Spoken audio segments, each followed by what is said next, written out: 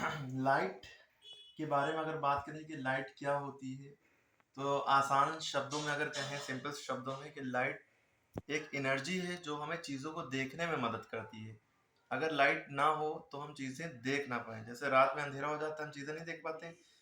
जैसे आप हमें देख पा रहे हैं, है ना, क्योंकि मेरे ऊपर लाइट पड़ रही है। अगर हम लाइट बंद कर दें तो क्या होगा कि हम नहीं दिखाई देंगे। बंद करिए जरा, कहीं हम दिखाई दे रहे हैं आपको, है ना। तो इससे ये पता चला, अभी देखिए हम कैसे दिखाई देंगे। ओ, स्विच ऑन द लाइट। अब हम आपको दिखाई देने लगे। क्यों? जब लाइट किसी चीज पे पड़ती है तो वो चीज दिखाई देती है, इससे ये पता चलता है ना। समझ में? One light fall upon any object, है ना, दैट ऑब्जेक्ट बिकम्स विजिबल। जब लाइट किसी ऑब्जेक्ट पे या किसी चीज पे पड़ती है तब वो ऑब्जेक्ट दिखाई देता है। तो लाइट एक तरह की एनर्जी भी है जो हमारी आंखों में सेंसेशन प्रोवाइड करती है कि हम चीजों को देख पाए, है ना। ये एक बात। लाइट से रिलेटेड अगर लाइट के बारे में बताया जाए तो शायद 1000 बुकें लिखी जाए वो भी कम होंगी। मोटी मोटी बुकें, एक एक 1000 पन्नों की। लाइट एक इतना बड़ा टॉपिक है, ठीक है। जितने हायर क्लास में जाएंगे आप, उतना ज्यादा आपको लाइट के बारे में डिटेल में बताया जाएगा, ठीक है। अब लाइट के बारे में बेसिक दो चीजें बताई जाती हैं, एक होता है रिफ्लेक्शन, एक होता है रिफ्रैक्शन। रिफ्लेक्शन मतलब एक सिंपल सा अगर आप देखें तो अगर आप शीशे में अपने आप को देखते हैं तो आप अपनी इमेज देख पाते हैं। जब आप, वो भी एक तरह का रिफ्लेक्शन है, ठीक है। अपने आप को अगर आप शीशे में देख रहे हैं तो शीशे के अंदर दिख रही इमेज वो आपका रिफ्लेक्शन है ना। और रिफ्रैक्शन की बात करें तो रिफ्रैक्शन का मतलब होता है जब लाइट एक मीडियम से दूसरे मीडियम में जाते हैं। मीडियम मतलब, जैसे मीडियम मतलब होता है, वैसे तो मीडियम मतलब जरिया, है ना, सोर्स। जैसे फॉर एग्जांपल ये हवा है हमारे चारों तरफ, हवा हर तरफ पूरे कमरे में भरी है, हमें दिख नहीं रहा है, तो हवा एक मीडियम है। लाइट जो है हवा में है ना, अभी हम दिख रहे हैं तो ये हम लोग सारी चीजें दिख रही हैं आसपास की, तो ये हवा है। लाइट हवा में ट्रेवल करती है, ये पहला मीडियम। फिर लाइट अगर किसी दूसरे मीडियम में जाएंगे, फॉर एग्जांपल पानी में लाइट जाए, ठीक है। अब जैसे पानी है, पानी के अंदर लाइट जा रही है तभी पानी दिख रहा है, पानी के अंदर अगर लाइट जा रही है तभी पानी दिख रहा है ना। और शीशे के अंदर भी लाइट जा रही है तभी कि शीशे के अंदर हमें पेंसिल दिखाई दे रही है ना। पेंसिल अगर निकाले, देखिए पेंसिल गिलास के अंदर पानी है तो ये लाइट की वजह से दिखाई दे रहा है, क्योंकि लाइट शीशे के अंदर भी जा रही है तो अंदर भी दिख रहा है, ठीक है। लेकिन लाइट यहाँ पे जो है रफ्तार लाइट की 3 लाख किलोमीटर पर सेकेंड है, 3 × 10⁻⁴ किलोमीटर पर सेकेंड। लेकिन अगर मीटर पर सेकेंड में बात करें तो 3 × 10⁸मीटर पर सेकेंड, यानी कि एक सेकंड में, यानी इतनी देर में 3 लाख किलोमीटर का सफर तय करती है लाइट।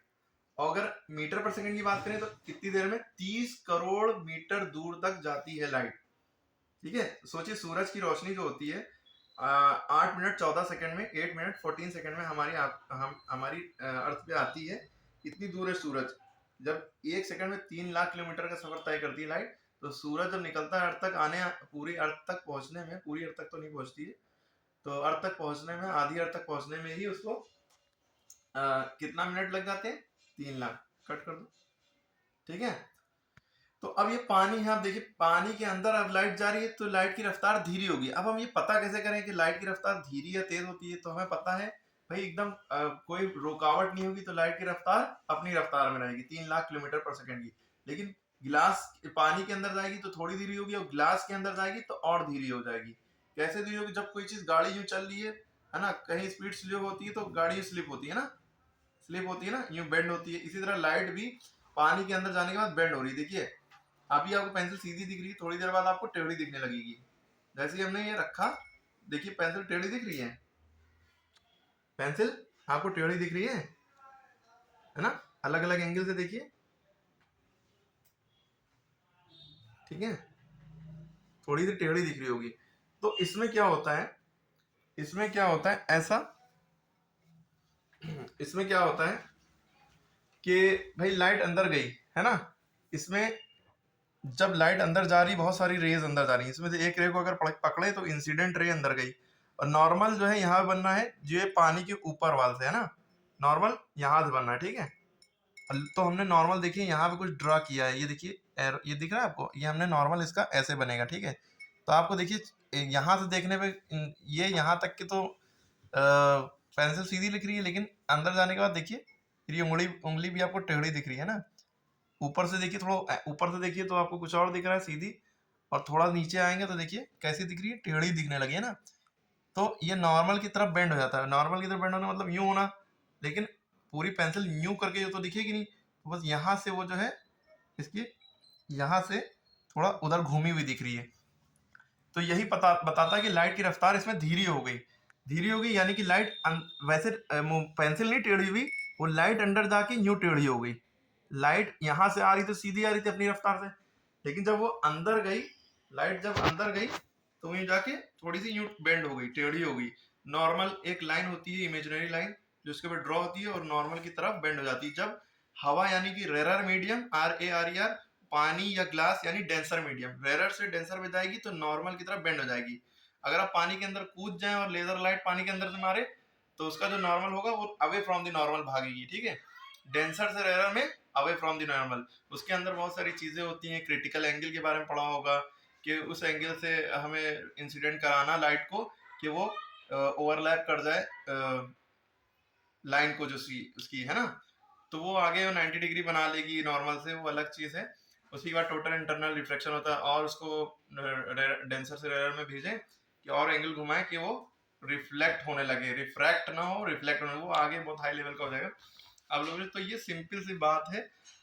इससे ये भी पता चलता है रिफ्रैक्टिव इंडेक्स एक चीज होती है जिसमें एन, कुछ बुकों में एन लिखा होता है, कुछ बुक्स में म्यू लिखा होता है। म्यू जो है यू की तरह ही बनता है उस तरह से।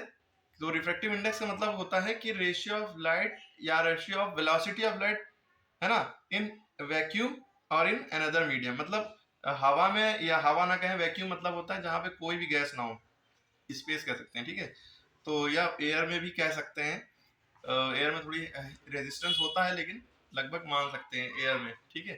तो 3 लाख किलोमीटर पर सेकंड एयर में उसकी रफ्तार होती है लाइट की, लेकिन जब इसके अंदर कहीं ढीली हो गई है ना, तो क्या हुआ, रिफ्रैक्टिव इंडेक्स का मतलब पहले कितनी थी रफ्तार हवा में और पानी में जाने के बाद कितनी होगी, इन दोनों का रेशियो, कंपैरिजन इनका जो होगा वही हमारा होता है रिफ्रैक्टिव इंडेक्स, कि कितनी कम हो गई। तो क्या, ठीक है। तो उसका आपका फॉर्मूला होता है N=C/V। आगे पढ़ेंगे। C यानी velocity of light in vacuum और एयर, अपॉन V माने वेलोसिटी ऑफ लाइट या रफ्तार लाइट की इन एनी मीडियम, चाहे ग्लास या वाटर। तो हायर क्लास में पढ़ेंगे, ठीक है। इतना काफी है रिफ्रैक्शन के बारे में समझना, और भी डिटेल में समझ सकते हैं। अगर अच्छी लगी वीडियो, लाइक करें, शेयर करें, सब्सक्राइब करें, और हमसे बहुत बेटर लोग पढ़ाने वाले पढ़ें, उनको भी जरूर देखें, ठीक है। Thank you.